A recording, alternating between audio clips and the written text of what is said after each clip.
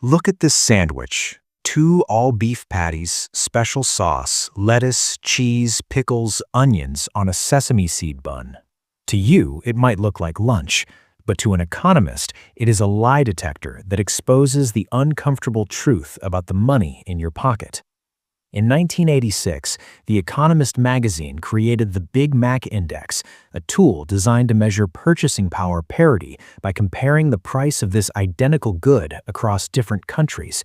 And what it revealed was that exchange rates rarely reflect the true value of currency. In a rational world, a burger in Zurich should cost the same as one in New York, but it doesn't. In Switzerland, it costs significantly more, implying the Swiss franc is overvalued by nearly 40%, while in Taiwan, the burger is far cheaper, suggesting the local currency is massively undervalued.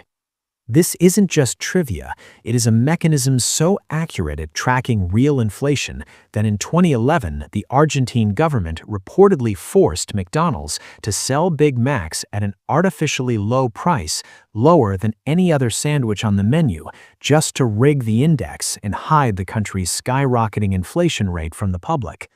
This manipulation highlights the fragility of our modern financial system, which fundamentally changed on August 15, 1971, when President Nixon suspended the convertibility of the US dollar into gold, transforming the global reserve into a fiat currency backed by nothing but government decree and faith.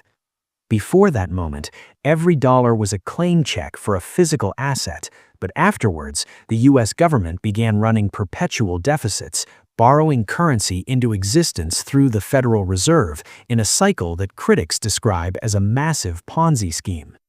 In this system, the government issues bonds, essentially IOUs, which the Federal Reserve buys with money it creates out of thin air. But because the government must pay back those bonds plus interest using money that doesn't exist yet, it is forced to borrow even more just to service the old debt. For decades, the U.S. has relied on a strong dollar policy to keep this machine running, a strategy where a high exchange rate makes imports cheap for American consumers and suppresses inflation. But this strength is a trap that devastates U.S. manufacturing by making American exports too expensive for the rest of the world to buy, creating a trade deficit that requires constant foreign borrowing to sustain. However, we are now seeing a shift as the dollar weakens due to the twin deficits, a massive budget shortfall combined with that trade deficit, which creates a unique opportunity for multinational corporations like McDonald's and Procter & Gamble, whose foreign earnings suddenly become more valuable when converted back into dollars.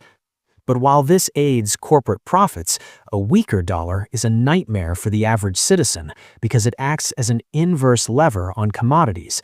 As the dollar falls, the price of oil, gold, and food priced in dollars inevitably rises, importing inflation directly into your daily life. This volatility has pushed foreign central banks and investors to diversify away from the dollar, buying gold and investing in emerging market debt, and has even led Chinese firms to issue kung fu bonds, dollar-denominated debt issued by Chinese institutions to manage their own leverage against these shifts.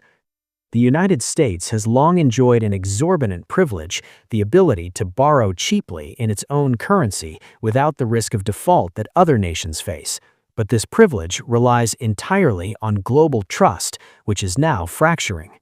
If that trust breaks and foreign nations decide to dump their dollar holdings, those trillions could flood back into the U.S. economy, chasing tangible assets and triggering a hyperinflationary spiral where people rush to buy anything of value just to get out of the paper currency.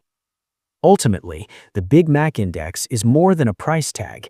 It is a warning that while the burger remains constant, taking the same human effort and ingredients to produce, the currency measuring it is slowly dissolving. We are living through a grand monetary experiment with a 100% historical failure rate for fiat currencies.